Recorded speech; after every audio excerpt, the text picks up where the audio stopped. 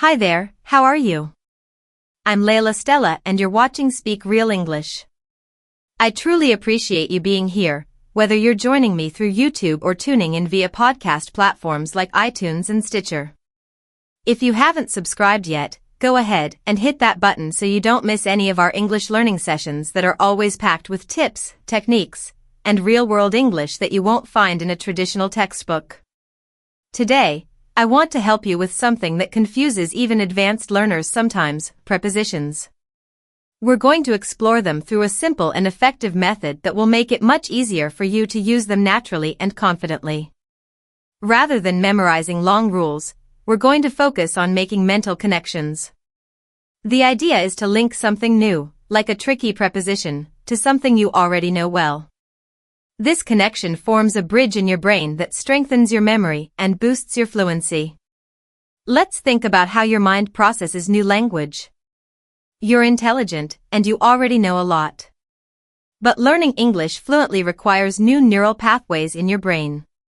These pathways form by connecting your existing knowledge with the new language skills you're trying to develop.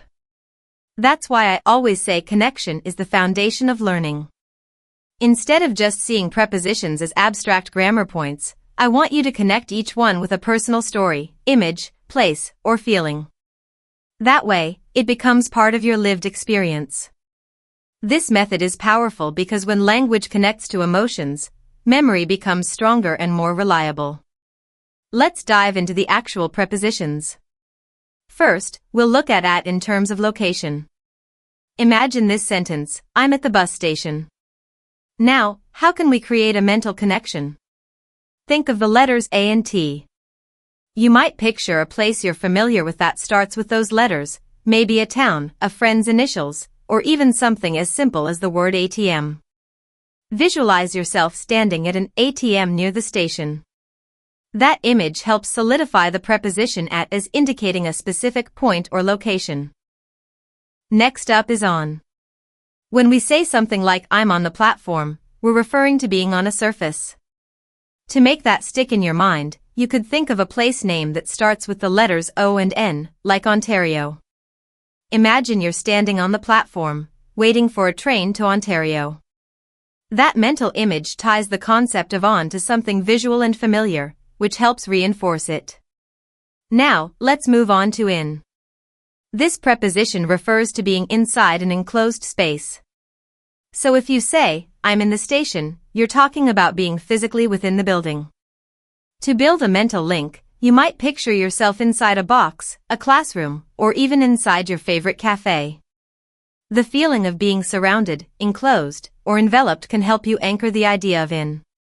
Think about being in a car, in a store, in a country like India. Use personal associations that make sense to you. Prepositions aren't only used with location. They also describe time. For instance, we use it to refer to a specific moment. You can say, I'll meet you at 3 p.m. That's a single point in time, just like a dot on a clock.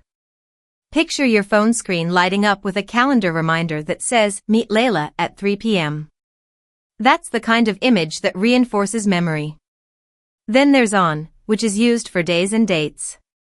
For example, on Monday, I'm traveling, or on the 10th of March, I have a meeting. Imagine writing that date on a sticky note and placing it on your calendar.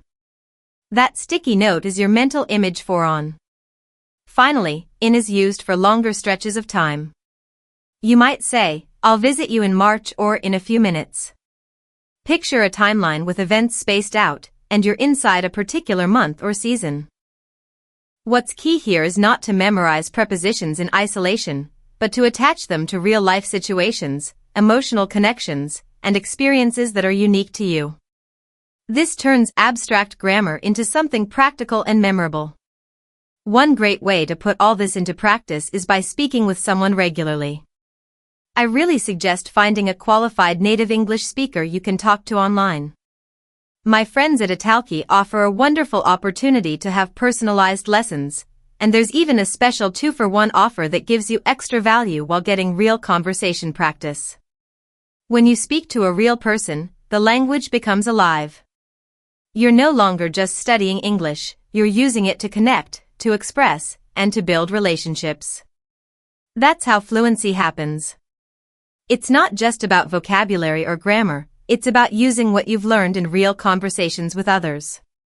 So whether you're talking about where you are, where you're going, or when something's happening, these prepositions will start to come naturally as you apply them again and again in real dialogue.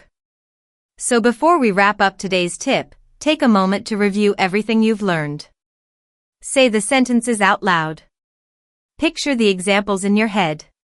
Use your own memories to anchor each preposition. Then go practice with a speaking partner or a teacher online. You'll be amazed at how quickly your fluency grows when you approach learning with creativity and connection. Thank you so much for spending this time with me on Speak Real English. Make sure you subscribe if you haven't already, and I'll be back soon with more practical ways to help you speak English naturally and confidently. Keep practicing, keep connecting, and keep speaking real English. See you again very soon.